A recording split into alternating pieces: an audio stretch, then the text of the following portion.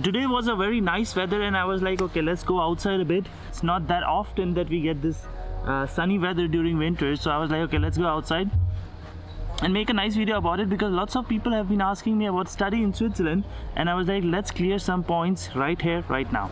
So let us start.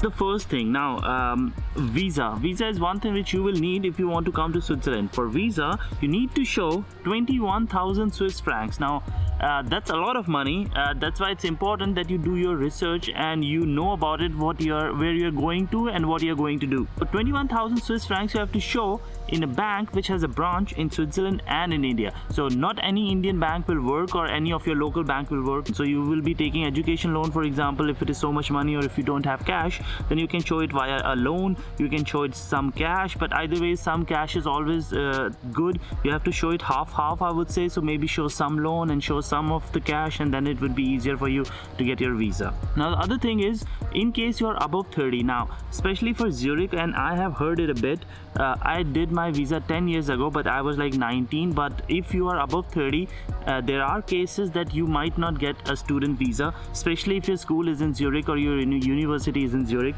because above 30 they ask more questions. It's like, why would you study, why would you want to study now, you're already 30, or why haven't you done your masters or bachelors before? So keep that in mind. It's not a must, or I'm not sure if you will get it or not get it, because there's no way of knowing it unless you apply for a visa. But just keep in mind, if you're above 30, the chances of you getting rejected are higher. Now these 21,000 francs basically is to show that you can survive for this 1 year, and then next year onwards, when you have your permit renewed wherever you are, then you can show your part-time papers, etc., to showcase that yes, you have some money or you have some kind of income to make sure that you survive another year. Now regarding part-time, the thing is that when you come here as a student, as a non-EU, for first 6 months you're not allowed to work. So that is a law. Now some of my followers asked me about a course which is in Geneva, that is for trading, a master's in trading. They were asking because there is an internship for first 6 months. Now I'm not sure about that, because you have to check it with the university, or better with the authorities, because sometimes university don't know how it works for non-EU students. Now as a student, I would advise you to come during fall semester, which is around September or October. Mostly at this time of year there is not enough jobs available or part-time jobs available for students. Therefore these 6 months where you are not allowed to work, you can take it out during winters, and therefore for summer you'll be ready to work. Now as a student, you're allowed to work 15 hours a week. In summer you're allowed to work full-time. Summer holidays, normally we have it for around 2 months or 1.5 months, so you can budget it accordingly. Normally you get around 17 to 18 francs per hour for starting. Now this is average, some people get less, some people get more, but if you're working legally, minimum you should get around 17 to 18 per hour as a starting for any jobs, for any small jobs such as working in a restaurant or doing any kind of warehouse stuff, or part-time jobs which normally students do. Is it easier to get it? Well guys, let me be clear now. With the coronavirus, the thing is, lots of restaurants and lots of these small jobs disappeared. So locals are also suffering. So you know, if you're investing this much time and money for study in Switzerland, just make sure that you have the capital in place. Don't think that you will be able to get enough money in nowadays. For example, yeah, it can be a bit difficult. It was possible before, I'm not sure now, so research a bit regarding that. Now once you finish with your studies, this only applies to public universities. Once you're finished with your studies, you get a 6-month visa for a job search. You cannot extend this visa. You have to leave home if you can't search a job within this period of time. If you don't want to take this, go for a PhD, go for a master's, go for something else. But if you get this 6 months extension, you cannot extend it anymore unless and until you really do get a job. So within this 6 months, basically what will happen, that if any company wish to take you, they do not have to show it, such as in the other case for non-EU, that yes, there is no one available in Europe or in Switzerland. They don't have to do this, but still the job needs to be of scientific or economic importance to Switzerland. Now this is decided by authorities, so it's very difficult to know beforehand, but it depends if it is a big company and they know how to do all of this stuff and how much they want you. So yeah, so you know, but it is at the end decided by the authorities. You cannot know if you will get the visa or not. So that is one thing. So yes, on a student permit you can stay in Switzerland for max 8 years. You cannot stay more than 8 years. Remember, to get a PR or a permanent residency, you need total 10 years to live in Switzerland. So keep that in mind. They make it in such a way so that you should not be always student and you get the permanent residency at the end.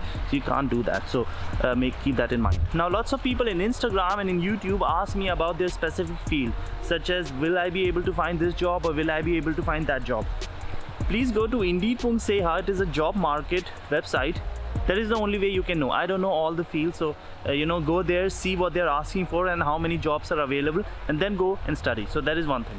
Now, ideally, how easy or how difficult is it to get a job after studying here? Depends. If you're an engineer, you're graduating from ETH Zurich, very easy. Should be very easy. Your computer sciences should be easy in IT field. If you're doing hotel management, very difficult. Almost you won't get it. So these are the two extremes. In between, depends. Check out the job market. And also, as a student, you need to have an insurance here, but there is a cheap insurance which is called Swisscare. You can take it within the first 3 months. Make sure you do that. If you don't take this within the first 3 months, you have to go for a normal insurance which the authorities will choose for you, which can cost up to 200 francs a month. If you go for this one within 3 months, you just have to pay like 60 bucks or 70 bucks and it will cover you for upcoming till you are a student. But yeah, you make sure you do that. So permanent residency in Switzerland is very difficult to get. You get it after 10 years. You need to know the language where you're living. People should know you nicely. You should have a job, should have never asked for money from the government, all these things. But 10 years you need to get a PR. Normally you can also get it within 5 years, but that is a early permanent residency that has its different things, but that depends on authorities. I don't know how easy is it for non-EU to get it, because you really have to show that you're integrated, and within 5 years as a student you can't get it. So if you're working for 5 years, you might get it, but as a student you won't get it.